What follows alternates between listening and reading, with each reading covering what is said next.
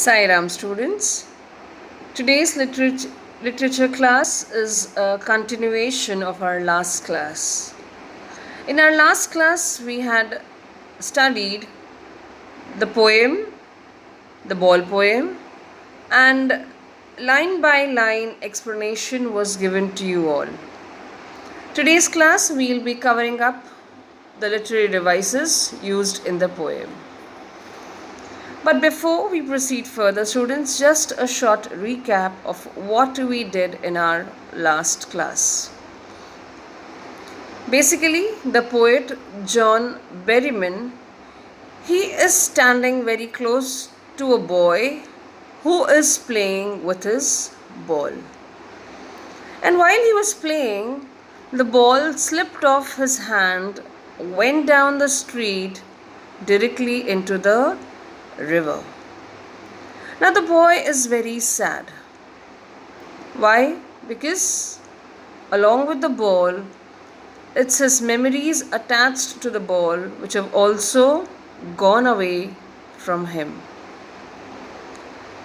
So the poet says that there is no point in consoling the boy. He may not understand. He doesn't want to be an intruder. He says, I don't want to invade in this sadness. Let the boy sense his responsibility. So he says that I am just observing, and even if I try to console, he may not understand. Because there is no point in telling him that there are other balls.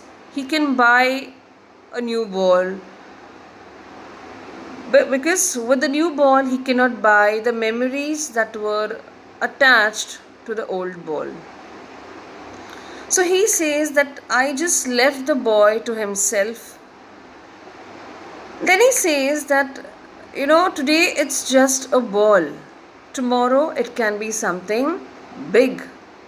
The child, the boy, has to learn to live without it. Balls may come, balls may go, people may take away his balls, he may misplace balls. He cannot just stick to one ball and live his life. He has to learn to live up. He has to stand up. So with the help of a ball, the poet is trying to convey something. He says that in this materialistic thing, in this world of possessions, we may lose many things. Many things can be something bigger than the ball. We may lose out to people. Today we have someone, tomorrow we may not have that person in our life. Does that mean our life will stop there? No, we will definitely be sad. But life has to move on. So that is what the poet is trying to make us understand. He is saying that the boy is now sensing his first responsibility. Okay, he understands the epistemology of laws. He is gaining the knowledge of laws. That is where the boy is attaining maturity. Okay, he will realize that he has to be responsible enough to take care of his things. Okay, so that is what the poem is all about. Just a short recap that I have done. Let's begin with the literary devices of the poem. So why do you think the poet uses literary devices? Basically, the poet is using them to give rhythm and also to set a mood and theme of a poem. Now to begin with, we have the first stanza. In this first stanza, by now students, all of you are well versed with the literary devices. Let us see the different literary devices used in the first stanza. Okay. What is the boy now who has lost his ball? What is he to do? I saw it go. Now look at these two words. what, and merrily, merrily. I had told you when two sentences begin with the same word, the figures of speech is anaphora. Yes, that is what is the figures of speech for these two lines. The first two lines is anaphora. Why? Because the word what is used at the beginning of the sentence. Similar is the case with the third and fourth sentence as well. The word merrily is used to begin with the sentence. Moving on ahead, let us see what is the next figures of speech. Assonance. How assonance? Let us see. Look at the first line over here. Boy now who has lost. So the sound of the vowel O, here again O, here we have the sound of O, and here again we have the sound of O. So when the sound of the vowels is repeated, that figures of speech is called as assonance. So yes, it's assonance. Look at the next one. Imagery. When the poet says that the ball went down bouncing, okay, it went merrily bouncing down the street. The moment he said this, we could create images in our mind. So that makes it imagery. Imagery, what happens is we use our sensory organs. Next is repetition. The word what is repeated. What? What is he to do now? Look at this line.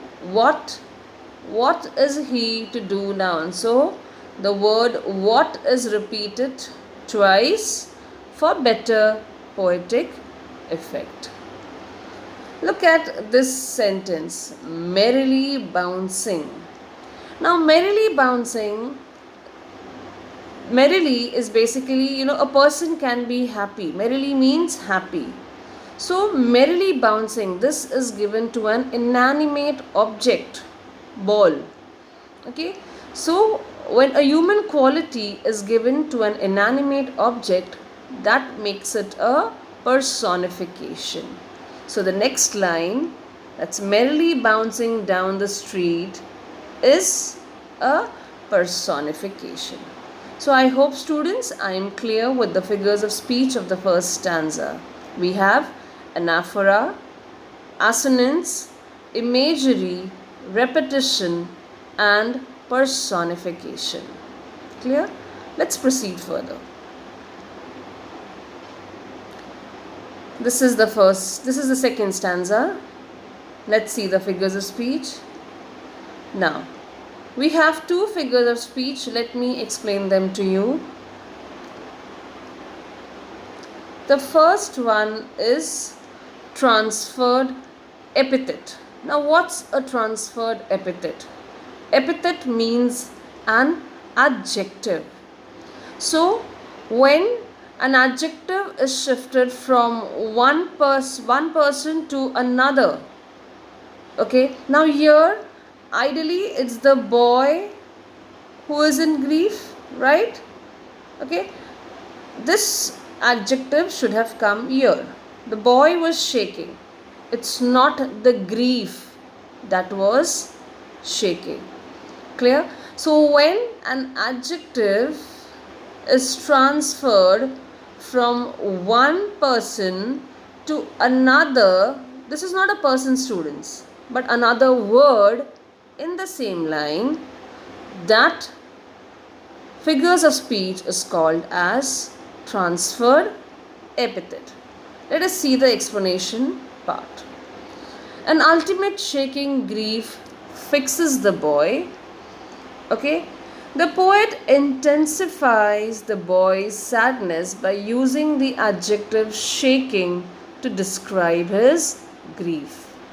Okay, here the underlined emotion shaking grief refers to an emotion or the essence of the scene rather than a person or the object.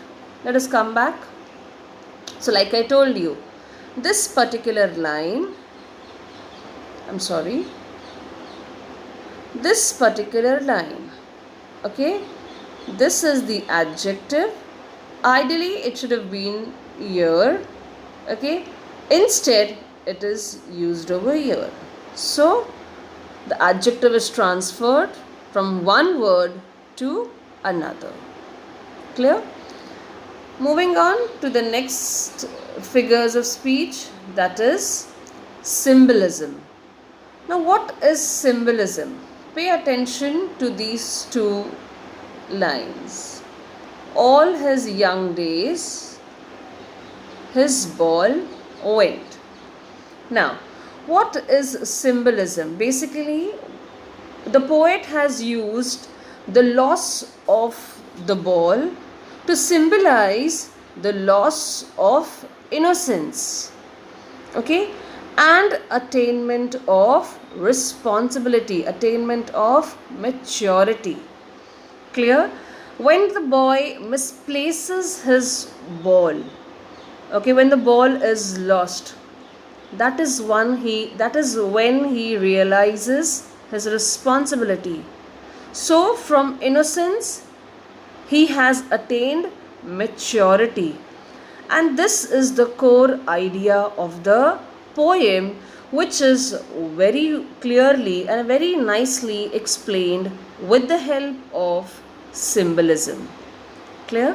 So the next figures of speech is symbolism. Clear? Moving on to the next figures of speech, next stanza. So that is what is for second stanza. We have transferred epithet and we have symbolism.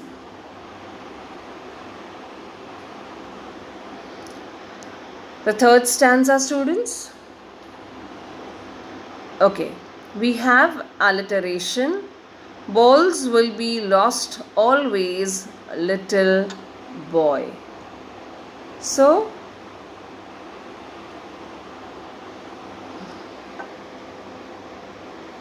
look at this line. Balls will be lost always, little boy. So the sound of B is repeated. So that makes it an alliteration. Moving on to the next figures of speech, it is repetition. Let's look at the figures of speech. Repetition. How repetition? Balls will be lost always. So here the word balls is repeated for better poetic effect. Clear? The third figures of speech is enjambment. What is enjambment? When one line continues to another without any punctuation mark, that particular figures of speech is called as enjambment. Now look at this line. We have now over here, and then in the next line it is continued.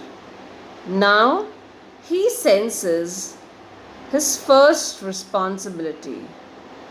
Clear? So this is enjambment. Clear, students? Enjambment. Okay. Now, longer sentences are used in enjambment. If we see, the sentence begins in the first line or the previous line and continues to the next line. And this poetic device also allows the poet to maintain the integrity of the other poetic devices. Moving on to the next stanza. Okay. Alliteration. How alliteration? Let us see. Okay. Look at this line. And no one buys a ball back. The sound of B, again the sound of B, and the sound of B over here as well. So that makes it an alliteration. Proceeding further, we have the next one is repetition. How repetition? Let us see.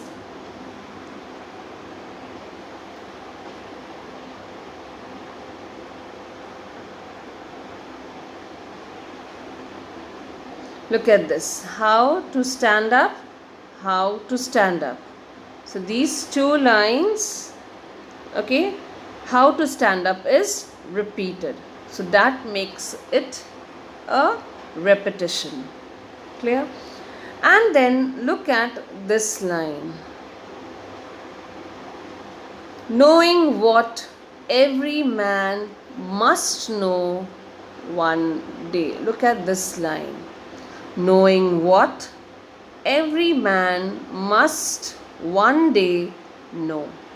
So here the figures of speech used is inversion. The words are not arranged in correct prose order. Again, for better poetic effect. So what do you think is the correct prose order? It's knowing what every man must know one day. Am I clear, students? I hope the figures of speech is clear to all of you. Next is rhyme scheme. Basically, this particular poem does not have any rhyme scheme. It's a free verse. When there is no rhyme scheme, that particular poem is a free verse. So students, we are done with the poem and the literary devices used in the poem as well. Please go to the value points, basically the summary of the poem, very, very important.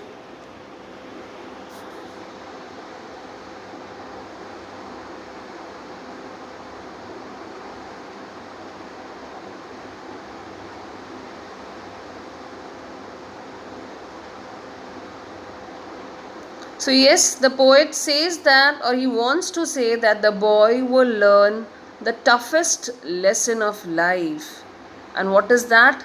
The lesson of accepting harsh realities. Look here.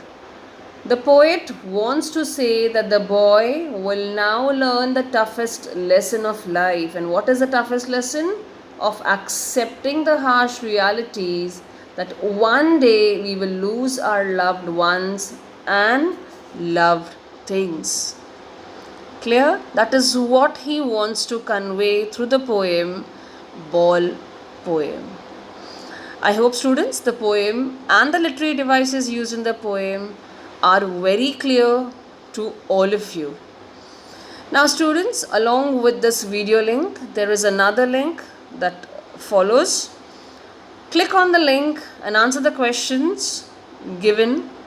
Don't forget to submit them. Till we meet next, students, you will take care of yourself. Sai Ram and bye-bye.